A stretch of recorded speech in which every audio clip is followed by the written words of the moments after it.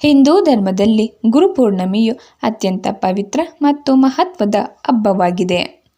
ಈ ದಿನವನ್ನು ಮಹರ್ಷಿ ವೇದವ್ಯಾಸರ ಜನ್ಮದಿನವಾಗಿ ಆಚರಿಸಲಾಗುತ್ತದೆ. ಆದ್ದರಿಂದ ಇದನ್ನು ವ್ಯಾಸಪೂಜೆ ಎಂದು ಕರೆಯಲಾಗುತ್ತದೆ.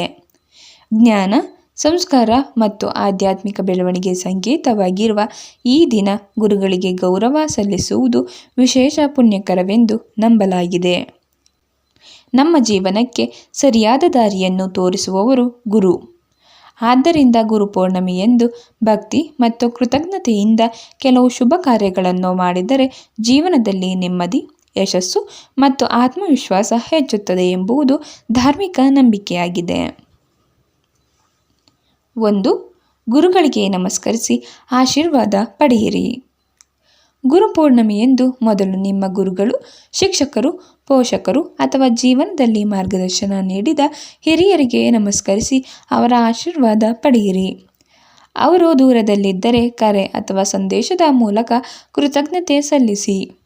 ಗುರುಗಳ ಆಶೀರ್ವಾದವು ಜೀವನದಲ್ಲಿ ಸರಿಯಾದ ನಿರ್ಧಾರಗಳನ್ನು ತೆಗೆದುಕೊಳ್ಳಲು ಪ್ರೇರಣೆ ನೀಡುತ್ತದೆ ಎಂಬ ನಂಬಿಕೆ ಇದೆ.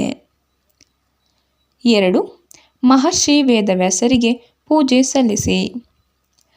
ಈ ದಿನ ಮಹರ್ಷಿ ವೇದವ್ಯಾಸರನ್ನು ಸ್ಮರಿಸಿ ಪೂಜೆ ಮಾಡುವುದು ಅತ್ಯಂತ ಶುಭಕರ. ಪೂಜಾ ಸ್ಥಳವನ್ನು ಸ್ವಚ್ಛಗೊಳಿಸಿ ದೀಪ ಹಚ್ಚಿ ಹೂವು, ಅಕ್ಷತೆ ಮತ್ತು ಹಣ್ಣುಗಳನ್ನು ಸಮರ್ಪಿಸಿ ಭಕ್ತಿಯಿಂದ ಪ್ರಾರ್ಥನೆ ಮಾಡಿ. ಸಾಧ್ಯವಾದರೆ ಗುರುಸ್ತೋತ್ರ, ವಿಷ್ಣು ಸಹಸ್ರನಾಮ ಅಥವಾ ಭಗವದ್ಗೀತೆಯ ಕೆಲವು ಅಧ್ಯಾಯಗಳನ್ನು ಪಠಿಸಿ. ಇದರಿಂದ ಮನಸ್ಸಿಗೆ ಶಾಂತಿ ಮತ್ತು ಏಕಾಗ್ರತೆ ದೊರೆಯುತ್ತದೆ. 3. ದಾನ ಮತ್ತು ಸೇವೆ ಮಾಡಿ. ಗುರುಪೂರ್ಣಿಮೆಯಂದು ದಾನಕ್ಕೆ ವಿಶೇಷ ಮಹತ್ವವಿದೆ. ಬಡ ವಿದ್ಯಾರ್ಥಿಗಳಿಗೆ ಪುಸ್ತಕ, ಪೆನ್ನು ಅಥವಾ ವಿದ್ಯಾಭ್ಯಾಸಕ್ಕೆ ಅಗತ್ಯವಾದ ವಸ್ತುಗಳನ್ನು ನೀಡುವುದು ಉತ್ತಮ. ಅನ್ನದಾನ, ಬಟ್ಟೆದಾನ ಅಥವಾ ಗೋಸೇವೆ ಮಾಡಿದರೂ ಪುಣ್ಯ ಲಭಿಸುತ್ತದೆ ಎಂದು ನಂಬಲಾಗಿದೆ. ದಾನ ಮಾಡುವಾಗ ಯಾವುದೇ ಪ್ರತಿಫಲದ ನಿರೀಕ್ಷೆ ಇಡಬಾರದು. 4. ಆಧ್ಯಾತ್ಮಿಕ ಗ್ರಂಥಗಳನ್ನು ಓದಿ. ಈ ದಿನ ಭಗವದ್ಗೀತೆ, ರಾಮಾಯಣ, ಮಹಾಭಾರತ, ಭಾಗವತ ಅಥವಾ ಇತರ ಧಾರ್ಮಿಕ ಗ್ರಂಥಗಳನ್ನು ಓದುವುದು ಅಥವಾ ಕೇಳುವುದು ಉತ್ತಮ. ಇವು ಜೀವನದ ಮೌಲ್ಯಗಳನ್ನು ತಿಳಿಸಿಕೊಡುವುದರ ಜೊತೆಗೆ ಸಕಾರಾತ್ಮಕ ಚಿಂತನೆ ಬೆಳೆಸಲು ಸಹಾಯ ಮಾಡುತ್ತವೆ. ಪ್ರತಿದಿನ ಕೆಲವು ನಿಮಿಷಗಳಾದರೂ ಒಳ್ಳೆಯ ವಿಚಾರಗಳನ್ನು ಓದುವ ಅಭ್ಯಾಸ ಜೀವನದಲ್ಲಿ ಉತ್ತಮ ಬದಲಾವಣೆ ತರಬಹುದು. 5. ಧ್ಯಾನ ಮತ್ತು ನಾಮಸ್ಮರಣೆ ಮಾಡಿ. ಗುರುಪೂರ್ಣಿಮೆಯಂದು ಕನಿಷ್ಠ 15ರಿಂದ 30 ನಿಮಿಷ ಧ್ಯಾನ ಮಾಡಿ. ಓಂ ನಮೋ ನಾರಾಯಣಾಯ ಅಥವಾ ನಿಮ್ಮ ಇಷ್ಟ ದೇವರ ಮಂತ್ರವನ್ನು ಜಪಿಸಿ. ಧ್ಯಾನ ಮತ್ತು ನಾಮಸ್ಮರಣೆಯಿಂದ ಮನಸ್ಸು ಶಾಂತವಾಗುತ್ತದೆ, ಏಕಾಗ್ರತೆ ಹೆಚ್ಚುತ್ತದೆ ಮತ್ತು ಒತ್ತಡ ಕಡಿಮೆಯಾಗುತ್ತದೆ. ಇದು ಆಧ್ಯಾತ್ಮಿಕ ಬೆಳವಣಿಗೆಗೆ ಸಹಾಯಕ. 6. ಪೋಷಕರು ಮತ್ತು ಹಿರಿಯರನ್ನು ಗೌರವಿಸಿ. ಗುರುಗಳಷ್ಟೇ ಪೋಷಕರಿಗೂ ಜೀವನದಲ್ಲಿ ಅತ್ಯುನ್ನತ ಸ್ಥಾನವಿದೆ. ಗುರುಪೂರ್ಣಿಮೆಯಂದು ಅವರ ಪಾದಸ್ಪರ್ಶ ಮಾಡಿ ಆಶೀರ್ವಾದ ಪಡೆಯಿರಿ. ಹಿರಿಯರ ಅನುಭವ ಮತ್ತು ಸಲಹೆ ಜೀವನದ ಅನೇಕ ಸಮಸ್ಯೆಗಳಿಗೆ ಪರಿಹಾರ ನೀಡುತ್ತದೆ. ಅವರ ಸೇವೆ ಮತ್ತು ಗೌರವವು ಗುರುಭಕ್ತಿಯ ಒಂದು ಭಾಗವಾಗಿದೆ. 7. ಒಂದು ಒಳ್ಳೆಯ ಸಂಕಲ್ಪ ಮಾಡಿ. ಗುರುಪೂರ್ಣಿಮೆಯಂದು ನಿಮ್ಮ ಜೀವನದಲ್ಲಿ ಒಂದು ಒಳ್ಳೆಯ ಸಂಕಲ್ಪವನ್ನು ಮಾಡಿಕೊಳ್ಳಿ.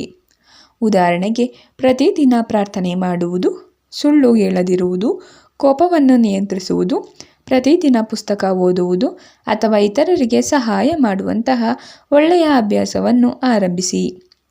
ಸಣ್ಣ ಸಂಕಲ್ಪಗಳು ಕ್ರಮೇಣ ಜೀವನದಲ್ಲಿ ದೊಡ್ಡ ಬದಲಾವಣೆಗಳನ್ನು ತರಬಹುದು. ಗುರುಪೂರ್ಣಿಮೆಯಂದು ಮಾಡಬಾರದ ಕೆಲಸಗಳು. ಈ ದಿನ ಕೋಪ, ಸುಳ್ಳು, ಜಗಳ, ಅಹಂಕಾರ ಮತ್ತು ಇತರರನ್ನು ಅವಮಾನಿಸುವ ವರ್ತನೆಯನ್ನು ತಪ್ಪಿಸಬೇಕು. ಗುರುಗಳು, ಶಿಕ್ಷಕರು, ಪೋಷಕರು ಮತ್ತು ಹಿರಿಯರ ಬಗ್ಗೆ ಗೌರವವಿಲ್ಲದ ಮಾತುಗಳನ್ನು ಆಡಬಾರದು. ಸಾಧ್ಯವಾದಷ್ಟು ಸಾತ್ವಿಕ ಆಹಾರ ಸೇವಿಸಿ ಶಾಂತ ಮನಸ್ಸಿನಿಂದ ದಿನವನ್ನು ಕಳೆಯುವುದು ಉತ್ತಮ. ಗುರುಪೂರ್ಣಿಮೆಯ ಆಧ್ಯಾತ್ಮಿಕ ಸಂದೇಶ. ಗು ಎಂದರೆ ಅಜ್ಞಾನ, ರು ಎಂದರೆ ಅದನ್ನು ನಿವಾರಿಸುವ ಬೆಳಕು ಎಂದು ಹೇಳುತ್ತಾರೆ. ಅಜ್ಞಾನದಿಂದ ಜ್ಞಾನದ ಕಡೆಗೆ ನಮ್ಮನ್ನು ಕರೆದೊಯ್ಯುವವರು ಗುರು.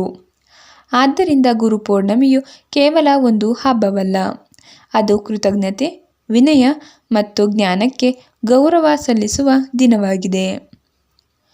ಕೊನೆಯದಾಗಿ ಹೇಳುವುದಾದರೆ, ಗುರುಪೌರ್ಣಮಿ 2026ರ ಈ ಪವಿತ್ರ ದಿನದಲ್ಲಿ ಗುರುಗಳಿಗೆ ಗೌರವ ಸಲ್ಲಿಸಿ, ಮಹರ್ಷಿ ವೇದವ್ಯಾಸರನ್ನು ಸ್ಮರಿಸಿ, ದಾನ ಮಾಡಿ, ಧ್ಯಾನ ಮಾಡಿ, ಆಧ್ಯಾತ್ಮಿಕ ಗ್ರಂಥಗಳನ್ನು ಓದಿ ಮತ್ತು ಒಳ್ಳೆಯ ಸಂಕಲ್ಪದೊಂದಿಗೆ ಜೀವನವನ್ನು ಮುಂದುವರಿಸಿ.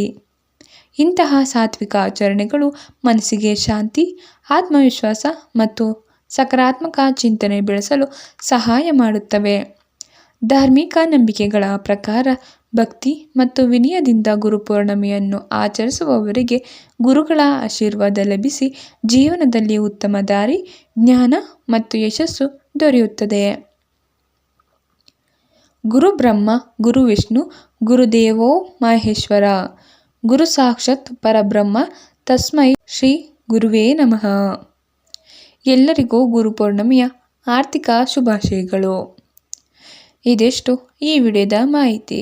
ಇಂತಹ ಧಾರ್ಮಿಕ, ಜ್ಯೋತಿಷ್ಯ, ವಾಸ್ತು ಮತ್ತು ಕನ್ನಡ ಮಾಹಿತಿಯ ವಿಡಿಯೋಗಳಿಗಾಗಿ ನಮ್ಮ ಚಾನಲನ್ನು ಸಬ್ಸ್ಕ್ರೈಬ್ ಮಾಡಿ, ವಿಡಿಯೋಗೆ ಲೈಕ್ ಮಾಡಿ ಮತ್ತು ನಿಮ್ಮ ಸ್ನೇಹಿತರೊಂದಿಗೆ ಶೇರ್ ಮಾಡಿ. ಧನ್ಯವಾದಗಳು.